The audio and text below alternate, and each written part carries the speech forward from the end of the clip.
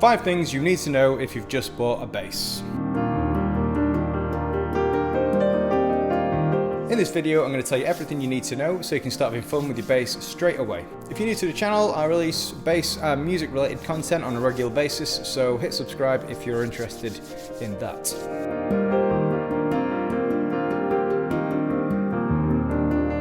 Okay, so first of all, you're going to want to tune the bass. So you will need a tuner. Okay, so you may have a tuner already, something like this. If you don't have one, that's okay. Use your smartphone and download one. Just type guitar tuner or bass tuner into the App Store. This is the one I'll be using. It's the Boss Chromatic Tuner. So in standard tuning on a 4-string bass, the thickest string here at the top is E, and that means when you play it on its own, it makes the note E, although that was out of tune, so I'll correct that to an E shortly. The next string down is an A. The next string down is a D, and the next string down should be G. So you might be able to tell that that's out of tune. So what we'll need to do is use our tuner and the tuning pegs or machine heads. Okay, so I'm going to play the open string E, and it's telling me that that is flat. What we're aiming for is the green light in the middle to illuminate. So it's showing to the left, so we need to go up in pitch, and there we go. So these things are never perfect. So we've got our E, that's E. Okay, let's do the next one. So the pitch is showing G sharp, so we're going to come up to A. So the order of the notes is the order of the alphabet, A, B, C, D, E, F, G.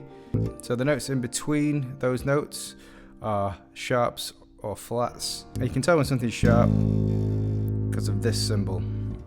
So we're on G sharp, we're going to tune up to A too far, so it's going to come back a bit. There we go, just about. Okay, next one should be D. It's C sharp currently.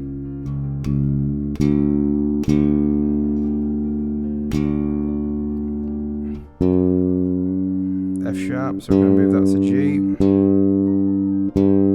Okay, once you've tuned, just check it all again, because sometimes tuning one string can throw out another.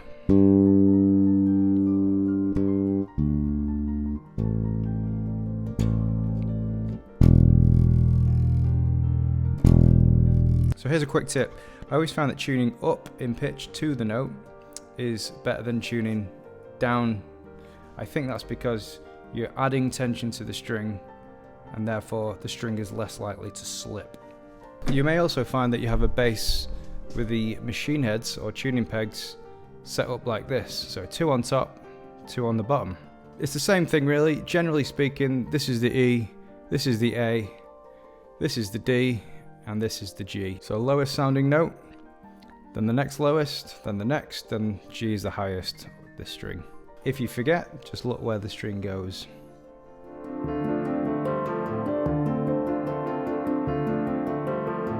So I'm going to tell you what to do with your right hand, or if you have a left-handed bass, this will be the left hand. So you're going to use 2 fingers to play.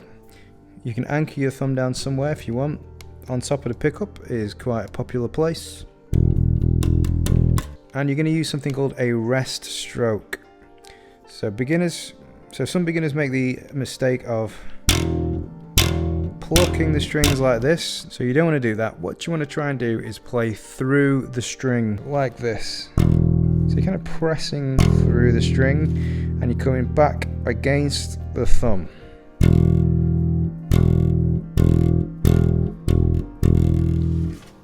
Okay, you're going to get a much better tone this way. So that's the E string. When you move down to play the A string, you can just come down and rest on that E string. And then when you go to play the D string, you can come down and rest on the A string. When I'm resting on the A string, I'm also touching the E string to stop that ringing out. So I have these strings under control. And then finally, so from a different angle.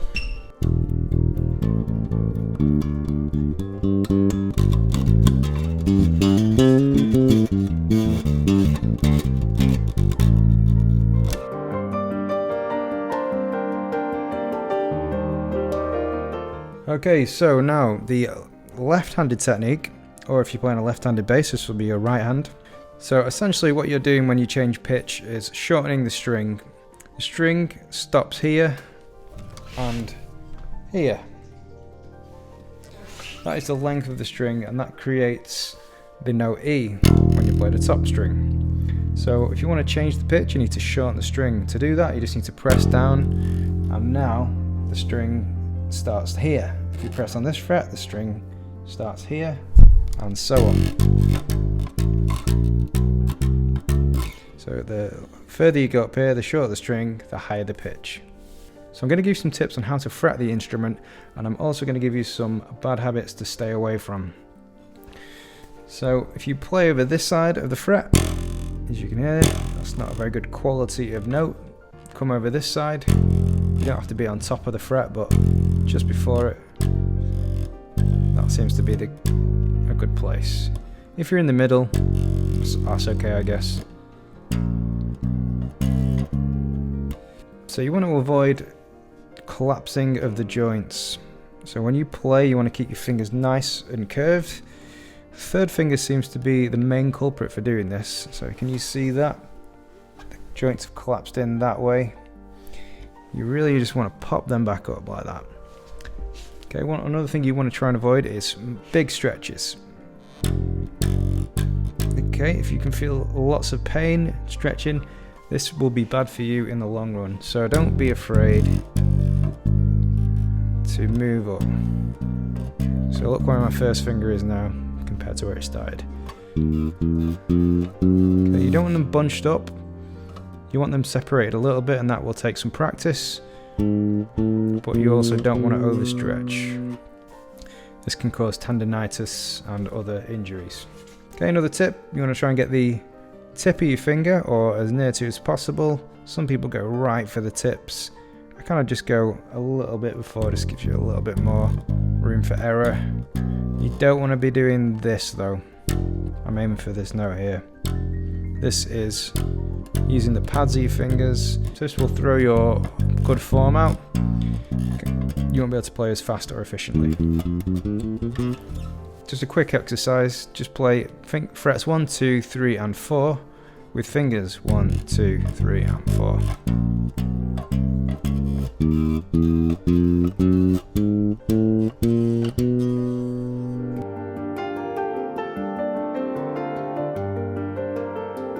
So you might be looking at your amp and thinking, what are all these dials? Well, you're most likely to have a master volume. This just turns the volume up and down. You will probably have some kind of EQ. That's these 4. Yours might be 3 dials instead of these 4, or it could also be a group of faders.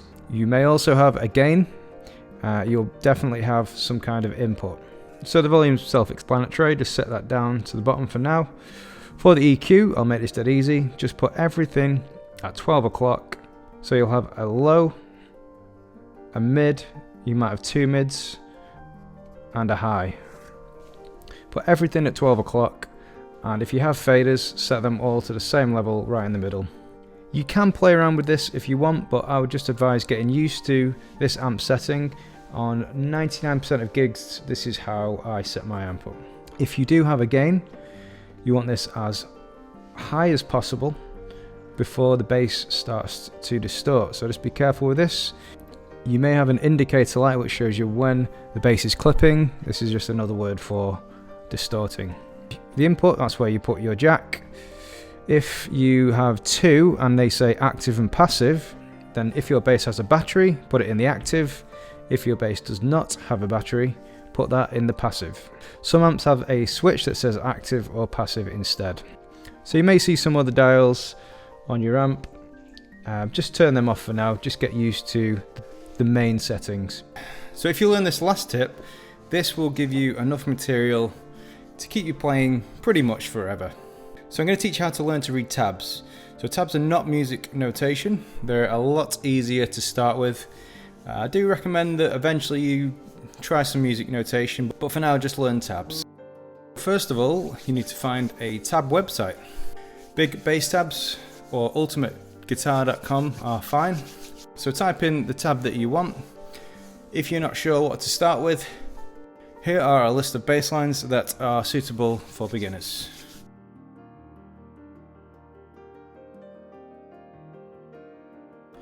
So find the song that you want. Check that it says bass and not guitar. Check the star rating. You're really looking for something 5 stars. What you'll find is that there are a lot of tabs that are incorrect, and even the 5-star ones aren't always 100% accurate. So the line at the bottom is the E string.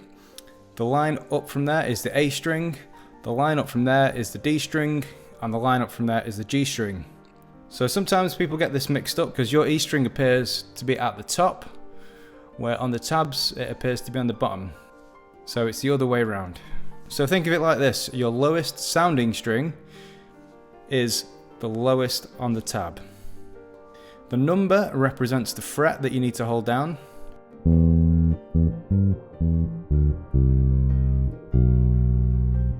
If you see a 0, that means play the open string. The passing of time is depicted from left to right, so you read it from left to right as if you would a book. So let me know in the comments what the first tab you start with is.